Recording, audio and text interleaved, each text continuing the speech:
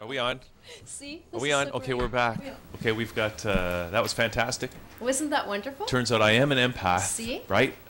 So I thought I felt that in you. Yeah. So maybe I'm starting to get skilled. Oh, but I didn't do an empath merge. No. No, it was just a We sense can't do I that had. on the show. Yeah, It's and actually one thing we didn't even get into with her is that it's different. Psychic information and empathic gifts are different as well. This is such a huge topic for anybody who's interested, who thinks they might be an empath. It really is best to go on her website because she's got a wealth of information on there, just And- available to read for free. roserosetree.com. Right. Okay, Okay. great. So we've got, now we're going to change tactics just a little bit because we got Irma Hagath here. Labyrinth Solutions? It's Amaze Your Mind Labyrinth Yes. Solutions. Amaze Your Mind Yeah. Labyrinth Solutions. And first of all, welcome. Thank you. And you brought a bunch of labyrinths here. Can we just take Yes, a look I at did. that? So people know what we're talking about. There's a bunch of labyrinths. And I think this, what a great concept, portable labyrinths. it's like the portable hole, isn't it? Only probably easier to cart around with you. Oh, much easier. So, and we were talking about that, the labyrinth that's just over here. Yes. Now, are you in Toronto? I'm in Mississauga. Mississauga, okay. So what is this? I mean, I've heard about it before, but this is now my second time talking about labyrinths. The first time I heard about it, I didn't know what this was. I didn't know What a that- labyrinth what a was. labyrinth was, or the spiritual purpose that it has. Most people confuse labyrinths with mazes. Mazes. And you're called Amaze Your Mind. Exactly. Is that why? It's a play on the word.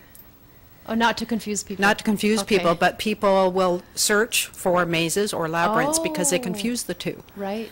And a maze is about a pattern that is multicursal and is full of blind alleys, dead ends, and wrong turns, and engages your left brain or your logical mind because you have to problem solve your way out of it. A labyrinth is a unicursal path.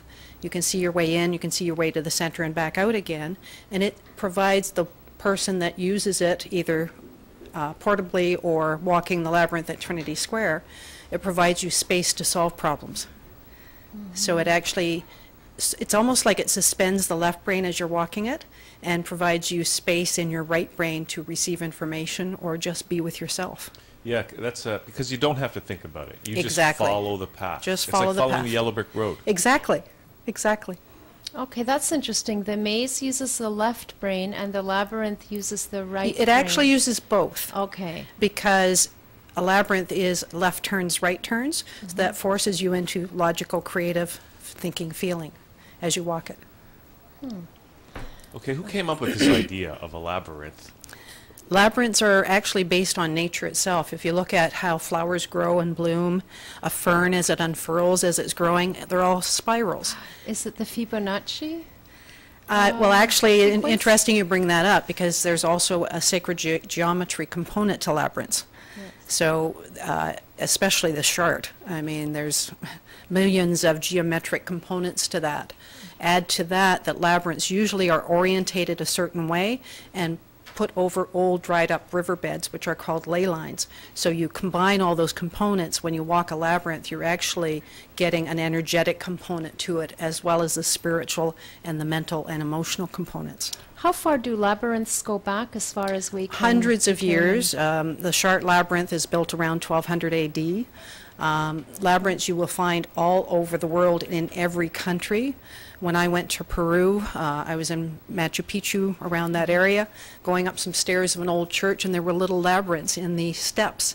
And what they had done is taken, you know, old bricks from previous things and brought them and built the new church. So these carvings or engravings were in the old stones. So it was very interesting. Do you know how people used to use them? Was it a more widespread understanding of what a labyrinth was, and did people commonly engage in that as a part of the personal activity? Well, they were used for so many things. Ceremonies, pagans would use them. Christians would use them in the church. The one in Chartres, for instance, is about 50 feet across. It's 11 circuits with a lot of left and right turns. And pilgrims would actually make the pilgrimage to Chartres to walk that particular labyrinth on their knees. And when you see it, you'll realize that would be quite an undertaking. Wow. Is it the same size as this one that we have? Yes. It's about 50 feet Yes. across. It's an exact replica?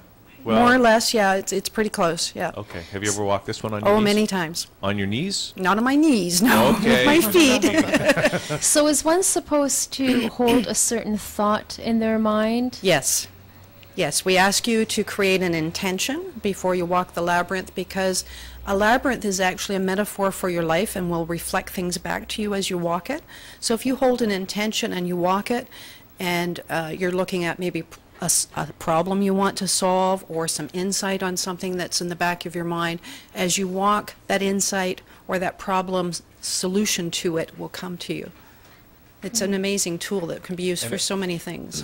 So do you hold the intention, you set the intention at the beginning At of the the beginning. labyrinth, and then you kind of just let it go and Let it walk? go.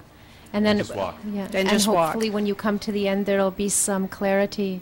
Yes, usually by the time you get to the center, you've got some clarity around that. I find in the center, especially the one at the Eaton Center there, it's almost like there's a vortex of energy when you're there. I go right to the center, and it's like your previous guest was talking about the aura and whatnot. It's like you get cleansed. It's almost like this vortex goes up and comes back down and clears your energy field, and it's amazing. So you come out much clearer and much more centered, because it promotes a state of calm and peace naturally by using it. It sounds like you've been interested or involved in labyrinths for a long time then. At least about 10 years. I got a book about around that time period, bought it off a sale table, read it from cover to cover, and it was that book that inspired me, and I did numerous months, days, years of research, which brought me to a mentor who I then went to France to walk the Chartres Labyrinth with him and a bunch of people from all over the world. Wow. It was an amazing experience. So what was it about the book or about Labyrinths in particular that resonated so strongly with you? It's hard to put into words. There's a saying amongst labyrinth enthusiasts that the labyrinth finds you, you don't find it.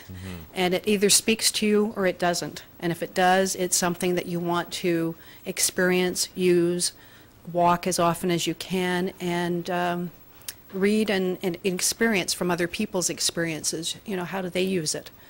So did you find that it had an impact in your life? Definitely. So maybe you were at a crossroads and it Yes. gave you clarity? And when I went to Chartres and walked the labyrinth there, it was after I'd lost both my mother and father. And it actually, when I got to the center, it was where I actually was allowed to grieve. It was like it gave me space to let go of that. So it was very interesting. And at the same time, if one walks the labyrinth, I guess it would be important not to have any expectations. Yes, Right. suspend expectations. Because some people will walk a labyrinth and they'll come out and say, well, I didn't feel anything.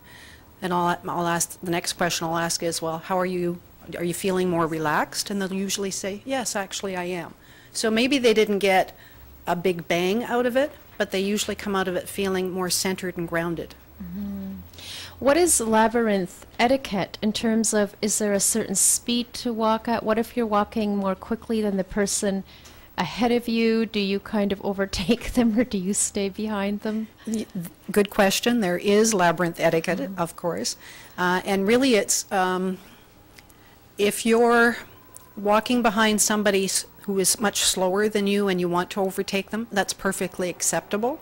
But also reflect on how you feel in life when people slow you down. Like I say, a labyrinth is a metaphor. So as you walk it, and especially in a group, as you're meeting things along the path, what does that make you feel, and reflect it back to your life? The turns of a labyrinth are metaphors for challenges in your life. So how do you take those challenges? How do you feel?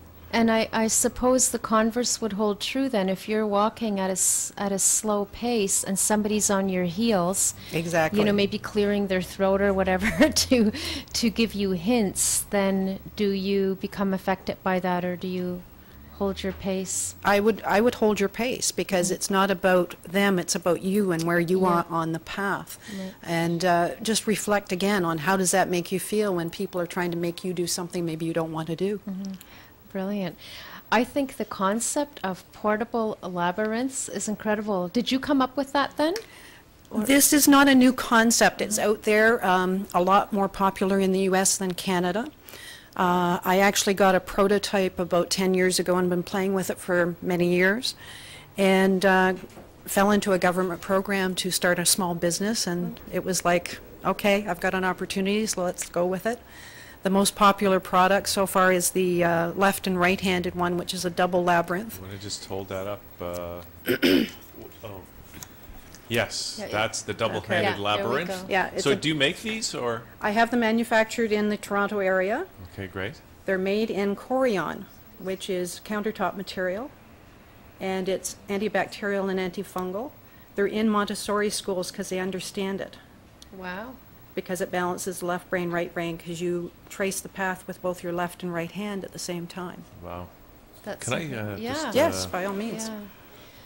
Is it best to close the eyes when one is doing that? And which finger? Do you use a particular finger? You or can a use thumb? any finger that feels comfortable. I usually recommend that people walk or trace the path with their eyes open the first time, because they're not used to it.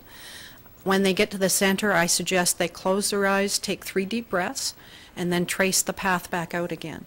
It's in the center with the both hands, when they've traced the path all the way through, that the decompression happens, where the space happens, where they can sort of go, ah, and just let go. And if it doesn't matter which finger is used, is it important, though, that you use the same one on both hands? I think that's a good idea, yes. Yeah, that would be interesting, Yes. wouldn't it? Yeah. And I guess it would be interesting, too, if you would find one hand wanting to move faster than another. And that's usually what happens. One's dominant hand will be much more assured of which way to go and how fast to get there, where the non-dominant hand sort of wants to play catch-up. Okay, now I just got to ask you, like, how does it work? Like, what is the mechanism by which this does what achieves the spiritual goals that Like I say, it's a combination of the pattern itself, the sacred geometry component of it, the fact that in this busy multitasking world that we live in, we really don't let ourselves have that space and time. We force ourselves to make a commitment to maybe learn how to meditate or do yoga to find that space. This provides it in 5 minutes or less, and you can take it anywhere you go, use it anytime you want. It's there for you. This would be great during the business day. Let's say if you have to make a decision and you find yourself either at a standstill or maybe developing anxiety about it, just to kind of relax into it. Yes. Take a little break, 5 minutes at your desk. Yes. Well, the Montessori schools, they got it for the students, and it's on a shelf for the students to use when they need it, but the teachers use it too. One teacher said, I want it right in my desk. What would happen if you started doing it, and let's say you got into the center, and then you just had to leave, so you didn't trace your way back out?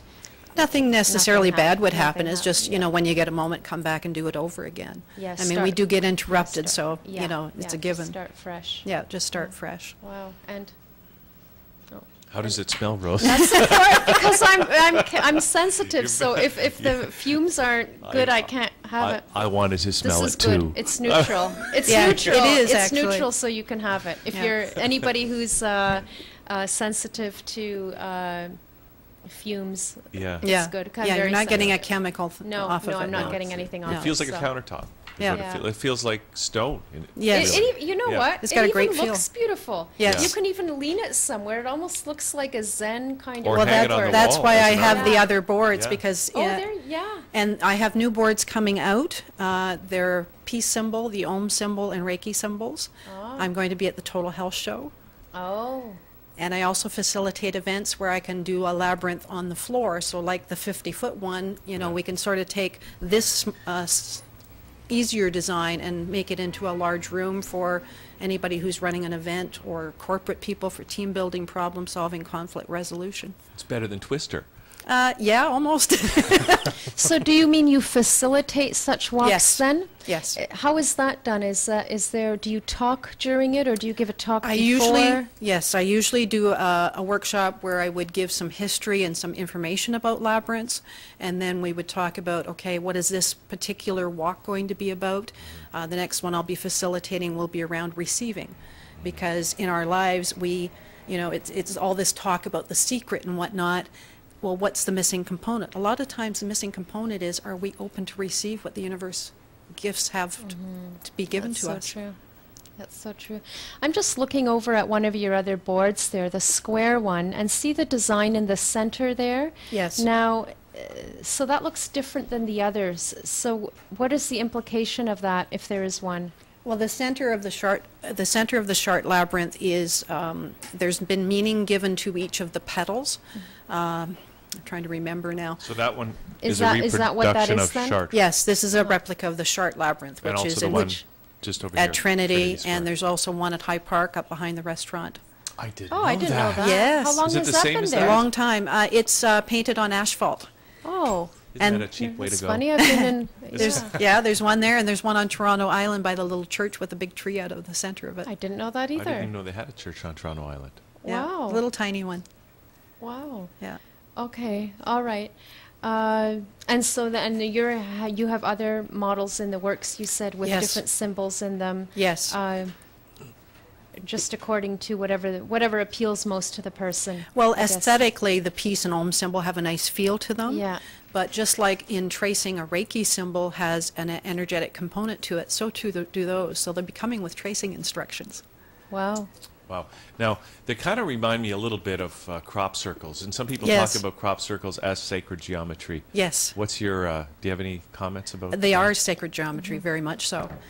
And sacred geometry is really math. So perhaps if somebody deconstructed the crop circles and put the mathematic component to it, maybe there is, that's where the message is. That's what they're trying to do. Yes. They've done that. Yeah, to a certain and there's extent. music as well. Yeah. I mean, there's a musical component to that as well. Yeah. That's why I don't understand or can't relate to when some people say, "Oh, this is certain topics are woo woo," or whatever Yes. it is they say. It's all actually science and math, Yeah, exactly. So Okay, so now who should, what's the practical application of these labyrinths, and who would want to follow up with you? Well, and what would they do? the practical application is anybody who suffers from anxiety, stress, ADD.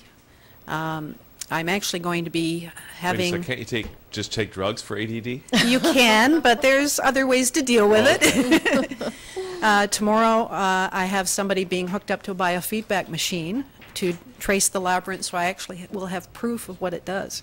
Wow. Yes. That's interesting. We should have done that on the show. Yes, that would have been cool. That Yeah. would have been. That would We have can been really still do cool. that in a future segment. Yeah, come back. Yeah. I've got a volunteer tomorrow. He's a little hyper, anxious, and Oh, he hasn't even touched these yet. So Oh, so that would be particularly Yeah. demonstrative. Yeah. Yeah. That's And- interesting. Yeah. And then also you were. It sounds like you do things for corporate events as well. I with can, the- yes. Yeah. Yep. How do you find corporate people are open? Their openness towards something like this.